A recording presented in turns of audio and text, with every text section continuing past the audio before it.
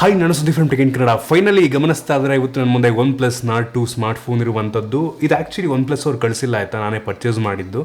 ನಾನು ಕೂಡ ತುಂಬ ದಿನ ವೆಯ್ಟ್ ಮಾಡಿದೆ, OnePlus ಅವ್ರು ಕಳಿಸ್ತಾರೆ ಅಂತ. ಕೊನೆಗೂ ಕಳಿಸ್ಲಿಲ್ಲ. ಸೊ ನಾನೇ ದುಡ್ಡು ಕೊಟ್ಟು ಇದನ್ನು ಆರ್ಡ್ರ್ ಮಾಡಿದ್ದೀನಿ. ತುಂಬ ಜನ ಕೇಳ್ತಾ ಇದ್ರಿ OnePlus Nord 2 ಅನ್ಬಾಕ್ಸ್ ಮಾಡಿ ಅಂತ. ಸೊ ಪರ್ಚೇಸ್ ಮಾಡಿದ್ದೀನಿ. ಮೋಸ್ಟ್ಲಿ ಒಂದು ಕಂಪ್ಯಾರಿಸನ್ ವಿಡಿಯೋನು ಕೂಡ ಮಾಡ್ತೀನಿ. ಆಮೇಲೆ ಇದನ್ನು ಸೇಲ್ ಮಾಡ್ತೀನಿ. ನಿಮ್ಮಲ್ಲಿ ಯಾರಿಗಾದ್ರೂ ಬೇಕಾದರೆ ಇಂಟ್ರೆಸ್ಟೆಡ್ ಇರೋರು ಇನ್ಸ್ಟಾಗ್ರಾಮಲ್ಲಿ ಬೇಕಾದ್ರೆ ಮೆಸೇಜ್ ಮಾಡಿ. ಈ ಒಂದು ಫೋನ್ನ ಬೇಸಿಕ್ ವೇರಿಯಂಟು 30,000 ರೂಪಾಯಿಗೆ ಲಾಂಚ್ ಆಗಿರುವಂಥದ್ದು. 30,000 ರೂಪಾಯಿ ಕೊಟ್ಬಿಟ್ಟು ಒಂದು ಫೋನ್ನ ಪರ್ಚೇಸ್ ಮಾಡ್ಬೋದಾ? ಏನು ಚೆನ್ನಾಗಿದೆ, ಏನು ಚೆನ್ನಾಗಿಲ್ಲ ಅನ್ಬಾಕ್ಸ್ ಮಾಡ್ತಾ ಇದ್ದೀನಿ. ಫಸ್ಟ್ ಇಂಪ್ರೆಷನ್ ಕೊಡ್ತಾ ಇದ್ದೀನಿ. ಅದಕ್ಕಿಂತ ಮುಂಚೆ ನೀವು ನಮ್ಮ ಟೆಕ್ ಇನ್ ಕನ್ನಡ ಈ ಟಿಪ್ಸ್ನ ಸಬ್ಸ್ಕ್ರೈಬ್ ಮಾಡ್ಕೊಂಡಿಲ್ಲ, ಸಬ್ಸ್ಕ್ರೈಬ್ ಮಾಡ್ಕೊಂಡಿದ್ದು ಬೆಲ್ ಐಕಾನ್ ಕೂಡ ಕ್ಲಿಕ್ ಮಾಡ್ಬೋದು. ಮೊದಲದಾಗಿ ಈ ಒಂದು ಫೋನನ್ನು ಅನ್ಬಾಕ್ಸ್ ಮಾಡಿ ಗಮನಿಸ್ತಾ ಇದ್ದರೆ ಒಂದು ಫೋನ್ ಬಾಕ್ಸ್ ನಿಮಗೆ ರೀತಿ ನೋಡೋಸಿಗ್ತಿರುವಂಥದ್ದು. ಈ ಒಂದು ಬಾಕ್ಸನ್ನು ಓಪನ್ ಮಾಡಿದ ತಕ್ಷಣ ಡೈರೆಕ್ಟಾಗಿ ಒಂದು ಫೋನ್ ನಿಮಗೆ ನೋಡೋಸಿಗ್ತಾ ಇದೆ. ಫಸ್ಟ್ ಲುಕ್ಕಲ್ಲಿ ತುಂಬ ಪ್ರೀಮಿಯಮ್ ಅಂತ ಅನ್ನಿಸ್ತಾ ಇರುವಂಥದ್ದು. ನೀವು OnePlus ಹೆವಿ ಕಾಸ್ಟ್ಲಿ ದುಡ್ಡಿನ ಫೋನು 50-60,000 ರೂಪಾಯಿ ಫೋನ್ ತೊಗೊಂಡ್ರು ಕೂಡ ಆಲ್ಮೋಸ್ಟ್ ಸಿಮಿಲರ್ ಲುಕ್ಕೇ ಸಿಗುತ್ತೆ, ಡಿಸೈನ್ ಸಿಗುತ್ತೆ ಅಂತ ಅನ್ನಿಸ್ತಾ ಇದೆ ನನಗೆ ಫಸ್ಟ್ ಲುಕ್ಕಲ್ಲಿ. ಇನ್ನು ಬಿಟ್ಟರೆ ಈ ಒಂದು ಫೋನ್ನ ಕೆಳಗಡೆ ಇನ್ನೊಂದು ಸಣ್ಣ ಬಾಕ್ಸ್ ಸಿಗ್ತದೆ. ಅದರಲ್ಲಿ ನಿಮಗೆ ಒಂದು ಸಿಮ್ ಎಜೆಕ್ಷನ್ ಪಿನ್ ಸಿಗ್ತಾ ಇರುವಂಥದ್ದು ಮತ್ತು user manual, quick start guide ಮತ್ತು warranty card, OnePlus red club membership in card ಏನೇನೋ ಇದೆ. ಮತ್ತೊಂದು ಟ್ರಾನ್ಸ್ಪರೆಂಟ್ ಬ್ಯಾಕ್ ಕವರ್ ಕೂಡ ಈ ಒಂದು ಬಾಕ್ಸಲ್ಲಿರುವಂಥದ್ದು. ಇದರ ಕೆಳಗಡೆ ಬಾಟಮಲ್ಲಿ 65 ವ್ಯಾಟ್ನ ಫಾಸ್ಟ್ ಚಾರ್ಜಿಂಗ್ ಅಡಾಪ್ಟರ್ನ ಕೊಟ್ಟಿದ್ದಾರೆ. ಸೂಪರ್ ವಿಷಯವಾಗಿ ಇಷ್ಟಪಡ್ತೀನಿ. 65 ವ್ಯಾಟಿಂದು ರ್ಯಾಪ್ ಚಾರ್ಜರು. ಸೊ 30,000 ರೂಪಾಯಿಗೆ ಒಳ್ಳೆಯ ಚಾರ್ಜರ್ ಅಂತೀನಿ. ಮತ್ತು ಈ ಒಂದು ಬಾಕ್ಸಲ್ಲಿ USB Type C data cable ಇರುವಂಥದ್ದು. Type A ಇಂದ Type C ಡಾಟಾ ಕೇಬಲ್, ಕೆಂಪು ಬಣ್ಣದ ಕ್ಲಾಸಿಕ್ OnePlus ಕೇಬಲ್ಲು. ಸೂಪರ್ ವಿಷಯ. ಇದನ್ನು ಬಿಟ್ಟರೆ ಬೇರೆನೂ ಸಹ ಒಂದು ಬಾಕ್ಸಲ್ಲಿ ಸಿಗ್ತಾ ಇಲ್ಲ, ಡೈರೆಕ್ಟಾಗಿ ಒಂದು ಫೋನಿಗೆ ಬಂತು ಅಂತ ಅಂದರೆ ಈ ರೀತಿ ನೋಡಿ ಸಿಗ್ತಾ ಇರುವಂಥದ್ದು ಆಯಿತಾ. ಬಿಲ್ಡ್ ಕ್ವಾಲಿಟಿ ಬಗ್ಗೆ ಮಾತಾಡಬೇಕಂತ ಅಂದರೆ ಒಂದು ಫೋನ್ ಒಂದು ಲೆವೆಲ್ಲಿಗೆ ಲೈಟ್ ವೇಟ್ ಅನ್ನೋದಕ್ಕೆ ಇಷ್ಟಪಡ್ತೀನಿ. 189 ಗ್ರಾಮ್ ವೇಟ್ ಇರುವಂಥದ್ದು ಮತ್ತು 8.3 mm ಥಿಕ್ನೆಸ್ಸನ್ನು ಹೊಂದಿರುವಂಥದ್ದು ಆಯಿತಾ. ಫ್ರಂಟು ಮತ್ತು ಬ್ಯಾಕ್ ಎರಡೂ ಕೂಡ ಗ್ಲಾಸ್ ಆಗಿದ್ರೂ ಸಹ ವೇಟ್ ಒಂದು ಲೆವೆಲ್ಗೆ ಕಡಿಮೆ ಇದೆ ಅಂತ ಅನ್ನಿಸ್ತಾ ಇದೆ. ಏನಕ್ಕೆ ಅಂತ ಅಂದರೆ ಇದು ಪ್ಲಾಸ್ಟಿಕ್ ಫ್ರೇಮ್ ಆಗಿದೆ. ಫ್ರಂಟಲ್ಲಿರುವಂಥದ್ದು ಗ್ಲಾಸ್ ಆಯಿತಾ, ಅಷ್ಟು ಈಸಿಯಾಗಿ ಸ್ಕ್ರ್ಯಾಚ್ ಆಗಲ್ಲ. ಗೊರಿಲ್ಲಾ ಗ್ಲಾಸ್ 5 ಆಲ್ರೆಡಿ ಸ್ಕ್ರೀನ್ ಗಾರ್ಡನ್ನು ಹಾಕಿದ್ದಾರೆ. ಸೊ ಫ್ರಂಟಲ್ಲಿ ನಿಮಗೆ ಬೆಜಲ್ ಆಲ್ಮೋಸ್ಟ್ ಎಲ್ಲ ಕಡೆ ಕಡಿಮೆ ಇರುವಂಥದ್ದು. ಬಾಟಮಲ್ಲೂ ಕೂಡ ಒಂದು ಲೆವೆಲ್ಗೆ ಬೆಜಲ್ ಕಡಿಮೆ ಇದೆ. ಫ್ರಂಟಿಂದ ಕ್ಲಾಸಿಕ್ ಲುಕ್ಕು ಚೆನ್ನಾಗಿ ಕಾಣುತ್ತೆ, ಪರವಾಗಿಲ್ಲ ಅಂತೀವಿ. ಇನ್ನು ಹಿಂದಕ್ಕೆ ಬಂತು ಅಂತ ಅಂದರೆ ಇದು ಗ್ಲಾಸ್ ಬ್ಯಾಕ್ ಆಗಿರುವಂಥದ್ದು. ಇದು ಕೂಡ ಗೊರಿಲ್ಲಾ ಗ್ಲಾಸ್ 5 ಒಂದು ರೀತಿ ಮ್ಯಾಟ್ ಫಿನಿಶ್ ಲುಕ್ಕನ್ನು ಹೊಂದಿರುವಂಥ ಬ್ಯಾಕ್ ಇದಾಗಿದೆ ಆಯಿತಾ. ಸ್ಮರ್ಜಸ್ ಲಿಟ್ರಲಿ ಸ್ವಲ್ಪನೂ ಬೀಳಲ್ಲ, ಸ್ಕ್ರ್ಯಾಚ್ ಕೂಡ ಅಷ್ಟು ಈಸಿಯಾಗಿ ಆಗಲ್ಲ. ಹೆವಿ ಇಂಪ್ರೆಸ್ ಮಾಡ್ತು ನನಗೆ. ಬ್ಯಾಕ್ ಅಂತೂ ಸಖತ್ತಾಗಿದೆ. ಈ ಒಂದು ಬ್ಯಾಕಿಂದನೇ ಒಂದು ಫೋನ್ ಹೆವಿ ಪ್ರೀಮಿಯಮ್ ಆಗಿ ಕಾಣುತ್ತೆ ಆಯಿತಾ. ನಂಗೆ ತುಂಬ ಇಷ್ಟ ಆಯಿತು. ಗ್ರಿಪ್ ಕೂಡ ತುಂಬ ಚೆನ್ನಾಗಿ ಸಿಗುತ್ತೆ. ಜೊತೆಗೆ ಈ ಒಂದು ಫೋನ್ ಹಿಂದ್ಗಡೆ ನಿಮಗೆ ಟ್ರಿಪಲ್ ಕ್ಯಾಮ್ರಾ ಸೆಟಪ್ ಸಿಗ್ತಾ ಇರುವಂಥದ್ದು ಮತ್ತು ಡ್ಯುಯಲ್ LED ಫ್ಲ್ಯಾಶ್ ಕೂಡ ಇರುವಂಥದ್ದು. ಹಿಂದ್ಗಡೆ ಯಾವುದೇ ಫಿಂಗರ್ ಪ್ರಿಂಟ್ ಸೆನ್ಸರ್ ಸಿಗ್ತಾಯಿಲ್ಲ ನಿಮಗೆ. ಸೊ ಗೊತ್ತಾಗ್ತಿರುವಂಥದ್ದು ಈ ಒಂದು ಫೋನಲ್ಲಿ ಇನ್ ಡಿಸ್ಪ್ಲೇ ಫಿಂಗರ್ ಪ್ರಿಂಟ್ ಸೆನ್ಸರ್ ಇದೆ ಅಂತ. ಮತ್ತು ಈ ಒಂದು ಫೋನಲ್ಲಿ ಇಷ್ಟ ಆಗುವಂಥ ವಿಷಯ ಸ್ಲೈಡರು, ಮೋಡನ್ನು ಚೇಂಜ್ ಮಾಡೋದಕ್ಕೆ ಅದನ್ನು ನೀಡಿದ್ದಾರೆ. ಮತ್ತು ಈ ಒಂದು ಫೋನಲ್ಲಿ USB Type C ಪೋರ್ಟ್ ಇರುವಂಥದ್ದು ಮತ್ತು ಯಾವುದೇ 3.5 ಹೆಡ್ಫೋನ್ ಜಾಕ್ ಇಲ್ಲ ಮತ್ತು ಯಾವುದೇ ಡೆಡಿಕೇಟೆಡ್ SD ಕಾರ್ಡ್ ಸ್ಲಾಟನ್ನು ಈ ಒಂದು ಫೋನಲ್ಲಿ ನೀಡಿಲ್ಲ. ಬೇಜಾರಾಗುವಂಥ ವಿಷಯ. ಮತ್ತು ಆಗಲಿದಂಗೆ ಪ್ಲಾಸ್ಟಿಕ್ ಫ್ರೇಮ್ ಆಗಿದೆ. ಓವರಾಲ್ ಡಿಸೈನ್ ಮತ್ತು ಬಿಲ್ಡ್ ಕ್ವಾಲಿಟಿ ನನಗೆ ತುಂಬ ಇಂಪ್ರೆಸ್ ಮಾಡ್ತು. ಈ ಒಂದು ಪ್ರೈಸನ್ಸ್ಗೆ ಗ್ಲಾಸ್ ಬ್ಯಾಕನ್ನು ನೀಡಿದರೆ ಮತ್ತು ತುಂಬ ಸಾಲಿಡ್ ಆಗಿರುವಂಥದ್ದು ಆಯಿತು. ಹೆವಿ ಪ್ರೀಮಿಯಮ್ ಅನಿಸುತ್ತೆ ಈ ಒಂದು ಫೋನ್. ಸೊ ಅದರಿಂದ ಬಿಲ್ಡ್ ಕ್ವಾಲಿಟಿ ಮತ್ತು ಡಿಸೈನಲ್ಲಿ ಸಖತ್ತಾಗಿದೆ. ಇನ್ನು ಡಿಸ್ಪ್ಲೇ ಬಗ್ಗೆ ಮಾತಾಡಬೇಕಂತಂದರೆ ಒಂದು ಫೋನಲ್ಲಿ 6.43 ಇಂಚಿನ ಫುಲ್ HD+ ರೆಸೊಲ್ಯೂಷನ್ ಹೊಂದಿರುವಂಥ ಸೂಪರ್ AMOLED ಡಿಸ್ಪ್ಲೇ ಇರುವಂಥದ್ದು. ಅದನ್ನು OnePlus ಅವರು ಫ್ಲೂಯಿಡ್ AMOLED ಡಿಸ್ಪ್ಲೇ ಅಂತ ಎರಡು ಕೂಡ ಒನ್ ಆ್ಯಂಡ್ ದ ಸೇಮ್ ಆಯಿತಾ. ಈ ಒಂದು ಡಿಸ್ಪ್ಲೇ ಏನಿದ್ದು HDR10+ ಸಪೋರ್ಟ್ ಮಾಡುತ್ತೆ ಮತ್ತು 90 ಹರ್ಟ್ಸ್ನ ರಿಫ್ರೆಶ್ ರೇಟನ್ನು ಕೂಡ ಸಪೋರ್ಟ್ ಮಾಡ್ತಾ ಇರುವಂಥದ್ದು. ವ್ಯೂಯಿಂಗ್ ಆ್ಯಂಗಲ್ಸ್ ಸಖತ್ತಾಗಿದೆ. ತುಂಬ ಬ್ರೈಟಾಗಿ ಕೂಡ ಇರುವಂಥದ್ದು. ಬಿಸಿಲಿಗೆ ಹೋದರೂ ತುಂಬ ಬ್ರೈಟಾಗಿ ಕಾಣುತ್ತೆ. ಕಲರ್ಸ್ ಎಲ್ಲ ತುಂಬ ಆ್ಯಕ್ಯುರೇಟ್ ಆಗಿದೆ.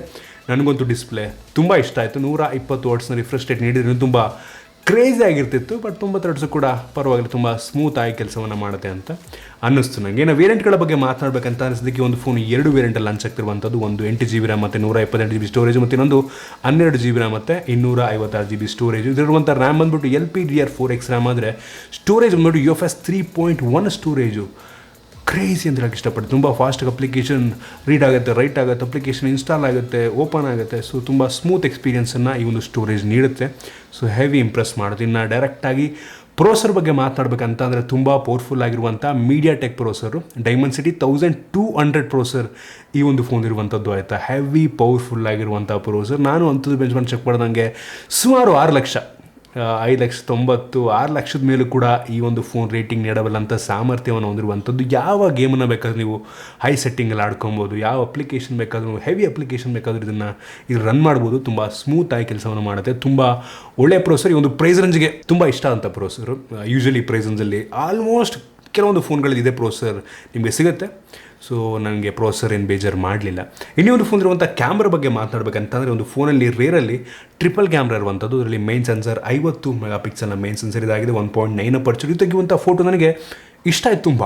ಆ ಸ್ಯಾಂಪಲ್ ತೋರಿಸ್ತಾ ಇದ್ದೀನಿ. ಈ ಪ್ರೈಸ್ ರೇಂಜ್ಗೆ ನನಗೆ ಇಂಪ್ರೆಸ್ ಮಾಡ್ತು, ಇಷ್ಟ ಆಯಿತು. ಸ್ವಲ್ಪ ಓವರ್ ಸ್ಯಾಚುರೇಟ್ ಅಂತ ಅನಿಸುತ್ತೆ, ಬಟ್ ಅದೊಂಥರ ತುಂಬ ಚೆನ್ನಾಗಿ ಕಾಣೋ ಥರ ಮಾಡುತ್ತೆ. ಅದು ನ್ಯಾಚುರಲ್ ಫೋಟೋ ನೀಡಿದ್ರೂ ಸಕದ ಕೆಲವು ಜನಕ್ಕೆ ಅದು ಇಷ್ಟ ಆಗ್ಬೋದು, ಬಟ್ ಮೋಸ್ಟ್ ಆಫ್ ದ ಜನಕ್ಕೆ ಈ ರೀತಿ ಕಲರ್ ಎದ್ದು ಕಾಣುವಂಥ ಫೋಟೋನೇ ಇಷ್ಟ ಆಗುತ್ತೆ ಸರ್ವೆ ಪ್ರಕಾರ. ಸೊ ನನಗಿಷ್ಟ ಆಯಿತು ಈ ಒಂದು ಮೈನ್ ಸೆನ್ಸರ್ ತೆಗೆಯುವಂಥ ಫೋಟೋ. ಮತ್ತು ಇನ್ನೊಂದು 8 megapixel ultra wide angle lens ಇರುವಂಥದ್ದು, ತುಂಬ ವೈಡ್ ಆಗಿದೆ ಮತ್ತು ಕ್ಲಾರಿಟಿ ಕೂಡ ಒಂದು ಲೆವೆಲ್ಗೆ ಇಷ್ಟ ಆಯಿತು. ಗ್ರೇನ್ಸ್ ಅಷ್ಟೊಂದು ಬರುತ್ತೆ ಅಂತ ಅನ್ನಿಸ್ತಿಲ್ಲ, ತುಂಬ ವೈಡ್ ಆಗಿದೆ. ಜೊತೆಗೆ ಇನ್ನೊಂದು 2 ಮೆಗಾಪಿಕ್ಸೆಲ್ ಮೋನೋಕ್ರೋಮ್ ಲೆನ್ಸ್ ಇರುವಂಥದ್ದು ಬ್ಯಾಕ್ಗ್ರೌಂಡ್ನ ಬ್ಲರ್ ಮಾಡೋದಕ್ಕೆ. ಓವರಾಲ್ ರೇರ್ ಕ್ಯಾಮ್ರಾ ಕ್ಲಾರಿಟಿ ನನಗೆ ತುಂಬ ಇಷ್ಟ ಆಯಿತು. ಇನ್ನು ಫ್ರಂಟ್ ಕ್ಯಾಮ್ರಾ ಬಂತು ಅಂತ ಅಂದರೆ 32 ಮೆಗಾಪಿಕ್ಸೆಲ್ನ ಫ್ರಂಟ್ ಕ್ಯಾಮ್ರಾ ಇರುವಂಥದ್ದು, ಇದು ಕೂಡ ನನಗೆ ಒಂದು ಲೆವೆಲ್ಗೆ ಇಷ್ಟ ಆಯಿತು. ಆ ಫೋಟೋ ಸ್ಯಾಂಪಲ್ಸ್ ತೋರಿಸ್ತಾ ಇದ್ದೀನಿ, ನೋಡಿ ನೀವೇ ಜಡ್ಜ್ ಮಾಡ್ಬೋದು. ಇಷ್ಟ ಆಯ್ತು ನಂಗೆ ತುಂಬ ಈ ರೇರ್ ಮತ್ತು ಫ್ರಂಟ್ ಕ್ಯಾಮ್ರಾ ಫೋಟೋ ಕ್ವಾಲಿಟಿ. ಇನ್ನು ವಿಡಿಯೋ ಹೇಗೆ ಬಂತು ಅಂತ rear camera 4K video record ಮಾಡಿದ್ರೆ front camera full HD video record ಮಾಡುತ್ತೆ. ಇದರ ಕ್ವಾಲಿಟಿ ಪರವಾಗಿಲ್ಲ ಅನ್ನಿಸ್ತು ನನಗೆ. ಅದನ್ನು ಕೂಡ ತೋರಿಸ್ತಾ ಇದ್ದೀನಿ, ನೀವೇ ನೋಡಿ ಜಡ್ಜ್ ಮಾಡ್ತೀರಾ. ಇನ್ನು ಸೆಕ್ಯೂರಿಟಿ ಬಗ್ಗೆ ಮಾತನಾಡಬೇಕಂತಂದರೆ ಈ ಒಂದು ಫೋನಲ್ಲಿ ಆಗಲಿದಂಗೆ in display fingerprint sensor ಇರುವಂಥದ್ದು. ಸೊ ಇನ್ ಡಿಸ್ಪ್ಲೇ ತುಂಬ ದೊಡ್ಡ ಫ್ಯಾನ್ ಏನೂ ಅಲ್ಲ ನಾನು, ಬಟ್ ಅದರ ಕೆಲಸವನ್ನಂತೂ ಮಾಡುತ್ತೆ. ಡಬಲ್ ಟ್ಯಾಪ್ ಮಾಡಿ ಆಮೇಲೆ ನೀವು ಅನ್ಲಾಕನ್ನು ಮಾಡ್ಬೋದು. ಒಂದು ಲೆವೆಲಿಗೆ ಆ್ಯಕ್ಯುರೇಟ್ ಆಗಿದೆ, ಹೆವಿ ಅನ್ನಲ್ಲ, ಒಂದು ಲೆವೆಲಿಗೆ ಬೆಲೆಗೆ ತಕ್ಕಂಗೆ ಸೆನ್ಸರ್ನ ಹಾಕಿದ್ದಾರೆ ನನಗೆ ಅನ್ನಿಸ್ದಂಗೆ. ಸೊ ಕೆಲಸವನ್ನಂತೂ ಮಾಡುತ್ತೆ. ಇನ್ನು ಫೇಸಲ್ಲಿ ಆಗುವಂಥ ಹೆವಿ ಫಾಸ್ಟು, ಸಖತ್ ಫಾಸ್ಟಾಗೆ. ಮೋಸ್ಟ್ ಆಫ್ ದ ಜನ ಇದನ್ನೇ ಯೂಶಲಿ ಯೂಸ್ ಮಾಡೋದು ನನಗೆ ಅನ್ನಿಸ್ದಂಗೆ. ಸೊ ಹೆವಿ ಫಾಸ್ಟ್ ಆಗಿದೆ. ನಾವು ಬ್ಯಾಟ್ರಿ ಬಗ್ಗೆ ಮಾತನಾಡಬೇಕಂತಂದರೆ ಈ ಒಂದು ಫೋನಲ್ಲಿ 4500 mAh ಕೆಪಾಸಿಟಿಯ ಬ್ಯಾಟ್ರಿ ಇರುವಂಥದ್ದು. ತುಂಬ ಕಡಿಮೆನೂ ಅಲ್ಲ, ತುಂಬ ಜಾಸ್ತಿನೂ ಅಲ್ಲ. ಇನ್ನೂ ಸ್ವಲ್ಪ ಜಾಸ್ತಿ ನೀಡ್ಬೋದಾಗಿತ್ತೇನೋ, ಆದರೆ ಕಾಂಪನ್ಸೇಟ್ ಮಾಡೋದಕ್ಕೆ ಒಂದು ಬಾಕ್ಸಲ್ಲಿ 65 ವ್ಯಾಟ್ನ ಫಾಸ್ಟ್ ಚಾರ್ಜಿಂಗ್ ಅಡಾಪ್ಟರ್ ನೀಡಿದ್ದಾರೆ. ಸೂಪರ್ ವಿಷಯಕ್ಕೆ ಇಷ್ಟಪಡ್ತೀನಿ. ಕೇವಲ 30 ನಿಮಿಷದಲ್ಲಿ ಈ ಒಂದು ಫೋನ್ನ ಫುಲ್ ಚಾರ್ಜ್ ಮಾಡಬಲ್ಲಂಥ ಕೆಪಾಸಿಟಿ ಈ ಒಂದು ಚಾರ್ಜರ್ಗೆ ಇರುವಂಥದ್ದು. ಕ್ರೇಜಿ ವಿಷಯದಲ್ಲಿ ಇಷ್ಟಪಡ್ತೀನಿ. ಇದರಲ್ಲಿ ಹೆವಿ ಇಂಪ್ರೆಸ್ ಮಾಡ್ತು. ಇನ್ನೇ ಒಂದು ಫೋನಲ್ಲಿ ನಿಮಗೆ ಸ್ಟೀರಿಯೋ ಸ್ಪೀಕರ್ ಸಿಗ್ತಾ ಇರುವಂಥದ್ದು. ಬಾಟಮ್ ಫೈರಿಂಗು ಮತ್ತು ಇಯರ್ ಪೀಸಲ್ಲಿ ಟೋಟಲ್ 2 ಸ್ಟೀರಿಯೋ ಸ್ಪೀಕರ್ ರೀತಿ ಕೆಲಸವನ್ನು ಮಾಡುತ್ತೆ. ಸ್ಪೀಕರ್ನ ಕ್ಲಾರಿಟಿ ಪರವಾಗಿಲ್ಲ, ಚೆನ್ನಾಗಿದೆ ಮತ್ತು ಒಂದು ಲೆವೆಲಿಗೆ ಜೋರಾಗಿ ಕೂಡ ಕೇಳುತ್ತೆ. ಇನ್ನು ಈ ಒಂದು ಫೋನಲ್ಲಿ ಆ್ಯಂಡ್ರಾಯ್ಡ್ 11ನ ಬೇಸ್ ಆಗ್ತಿರುವಂಥ ಆಕ್ಸಿಜನ್ ವಾಯ್ಸ್ ಇರುವಂಥದ್ದು ನಿಮಗೆ ಆಲ್ಮೋಸ್ಟ್ ಸ್ಟಾಕ್ ಆ್ಯಂಡ್ ಎಕ್ಸ್ಪೀರಿಯನ್ಸನ್ನು ನೀಡುತ್ತೆ ಆಯಿತಾ. ಯಾವುದು ಬೇಡದಿರುವಂಥ ಅಪ್ಲಿಕೇಶನ್ ಅಷ್ಟೊಂದಿಲ್ಲ. ಸೊ ತುಂಬ ಕ್ಲೀನ್ ಸ್ಮೂತ್ ಎಕ್ಸ್ಪೀರಿಯನ್ಸು ಈ ಒಂದು ಫೋನಲ್ಲಿ ಸದ್ಯಕ್ಕಂತೂ ಸಿಗ್ತಾ ಇರುವಂಥದ್ದು. ಹೆವಿ ಇಂಪ್ರೆಸ್ ಮಾಡ್ತು ನನಗೆ ಸ್ಟಾಕ್ ಆ್ಯಂಡ್ ಎಕ್ಸ್ಪೀರಿಯನ್ಸ್. ನಿಮ್ಮಲ್ಲಿ ತುಂಬ ಜನ ಈ ಒಂದು ಫೋನ ಸ್ಟಾಕ್ ಆ್ಯಂಡ್ ಎಕ್ಸ್ಪೀರಿಯನ್ಸ್ಗೋಸ್ಕರನೇ ತಗೋತೀರಾ ಅಂತ ಅಂದ್ಕೊಳ್ಳೋಣ. ಅದನ್ನು ಬಿಟ್ಟರೆ ಆಲ್ಮೋಸ್ಟ್ ಪ್ರತಿಯೊಂದು ಸೆನ್ಸರ್ಸ್ನ ಕೂಡ ಹಾಕಿದ್ದಾರೆ ಮತ್ತು Wi-Fi 6 ಕೂಡ ಸಪೋರ್ಟ್ ಆಗುತ್ತೆ, NFC ಇದೆ, ಸೂಪರ್ ವಿಷಯ ಮತ್ತು ಕ್ಯಾರಿಯರ್ ಅಗ್ರಿಗೇಷನ್ನ ಕೂಡ ಸಪೋರ್ಟ್ ಮಾಡುತ್ತೆ ಆಯಿತಾ. ಓವರಾಲ್ ಹೇಳ್ಬೇಕಂತಂದರೆ 30,000 ರೂಪಾಯಿಗೆ ಒಂದು ಒಳ್ಳೆಯ ಫೋನು, ಒಂದು ಒಳ್ಳೆಯ ಬ್ರ್ಯಾಂಡ್ ವ್ಯಾಲ್ಯೂ ಬಗ್ಗೆ ಗೊತ್ತಿಲ್ಲ, OnePlus ಒಳ್ಳೆ ಬ್ರ್ಯಾಂಡ್ ಅನ್ಬೇಕು ಈಗ ಅಂತ. ಬಟ್ ಸ್ಟಿಲ್ ಸದ್ಯಕ್ಕಂತೂ ಫೋನ್ ಸೂಪರ್ ಆಗಿದೆ, ಬಿಲ್ಡ್ ಕ್ವಾಲಿಟಿ ಸಖತ್ತಾಗಿದೆ, ಡಿಸೈನ್ ಸಖತ್ತಾಗಿದೆ. 30,000 ರೂಪಾಯಿಗೆ ತೊಗೊಂಡ್ರೆ OnePlus ಬ್ರ್ಯಾಂಡಿಂಗಲ್ಲಿ ಈ ಫೋನ್ ನೀವು ಆರಾಮಾಗಿ ಚೂಸ್ ಮಾಡ್ಬೋದು ಅನಿಸುತ್ತೆ. ಪ್ರತಿಯೊಂದು ಸ್ಪೆಸಿಫಿಕೇಷನ್ಗೆ ಇಂಪ್ರೆಸ್ ಮಾಡ್ತು ನನಗೆ ಈ ಪ್ರೈಸ್ ರೇಂಜಿಗೆ. ಓಕೆ, ಹೌದು ಬೇರೆ ಬ್ರ್ಯಾಂಡ್ಗಳಲ್ಲಿ ಇದಕ್ಕಿಂತ ಹೆವಿ ಸ್ಪೆಸಿಫಿಕೇಷನ್ ಸಿಗ್ಬೋದೇನೋ, ಬಟ್ ನನಗನ್ನಿಸ್ದಂಗೆ ಇದಕ್ಕಿಂತ ಕ್ರೇಜಿಯಾಗೇನು ಕೊಟ್ಟಿರಲ್ಲ. ರಿಫ್ರೆಶ್ ರೇಟ್ ಸ್ವಲ್ಪ ಜಾಸ್ತಿ ಮಾಡಿರ್ಬೋದೇನೋ. ಅದನ್ನು ಬಿಟ್ಟರೆ ಪ್ರತಿಯೊಂದು ಕೂಡ ಆಲ್ಮೋಸ್ಟ್ ಸಿಮಿಲರ್ ಸ್ಪೆಸಿಫಿಕೇಷನ್ ಹೊಂದಿರುವಂಥ ಫೋನ್ ಕೂಡ ನಿಮಗೆ ಬೇರೆ ಬ್ರ್ಯಾಂಡಲ್ಲಿ ಸಿಗ್ತವೆ.